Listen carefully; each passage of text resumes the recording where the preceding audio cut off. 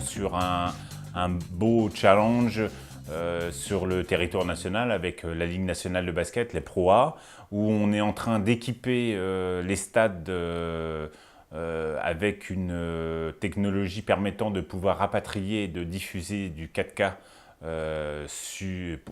au niveau des abonnés. Voilà, au niveau des abonnés SFR. On installe toute la partie en fixe de B-Vidéo, de traitement des flux provenant des cartes régies qui se déplacent lors des manifestations des matchs. C'est un petit peu le même pendant que, je dirais, pour la Ligue 1 de foot, où, je dirais, dans les journées, les soirées de matchs, il y a peut-être 4, 5, 6, 7 matchs en même temps.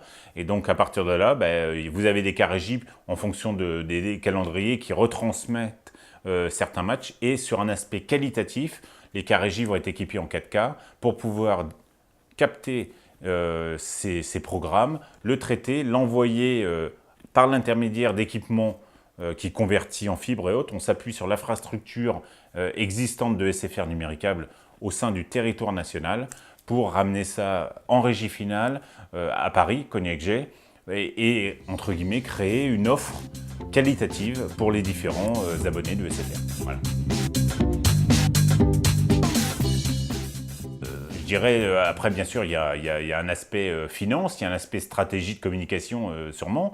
Mais c'est vrai que si SFR se lance dans cette opération-là, et on pourrait le penser, parce qu'il y a quand même beaucoup de communication à l'heure actuelle là-dessus, par rapport aux abonnés, avec la nouvelle SFR Box 4K, c'est vrai qu'il faut générer du contenu. Et pour générer du contenu, il faut l'installer, il faut aller la capter.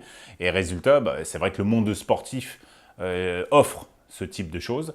Là, c'est le basket. Demain, ça peut être le hand, qui est aussi prisé quand même. Ça peut être n'importe quel sport.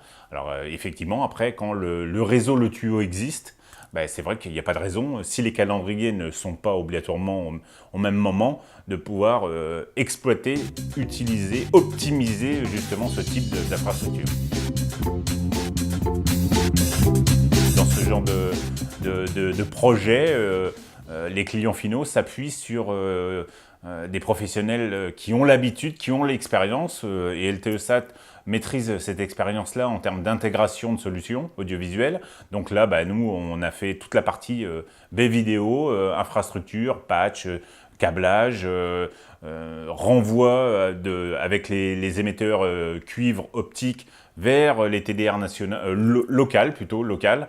Et après, le réseau fibre continue, effectivement, vis-à-vis, puisque c'est un réseau national. Mais par rapport à ce qui est déployé in situ sur chaque stade, c'est vrai que après, il faut connaître un petit peu, d'abord l'expérience terrain aussi, faire les prévisites de site, voir où est-ce qu'on peut l'installer. On a des contraintes liées à la technique, parce que le 4K, c'est très gourmand en bande passante, donc on ne peut pas non plus avoir des longueurs extravagantes en termes de vidéo coax. Donc résultat, on est très limité. Si on veut aussi offrir la qualité aux abonnés, il faut quand même bien maîtriser le périmètre, savoir exactement ce que l'on doit faire. On a cette expérience-là. Donc c'est pour ça qu'on est peut-être venu aussi vers nous pour nous demander un petit peu un coup de main. Voilà.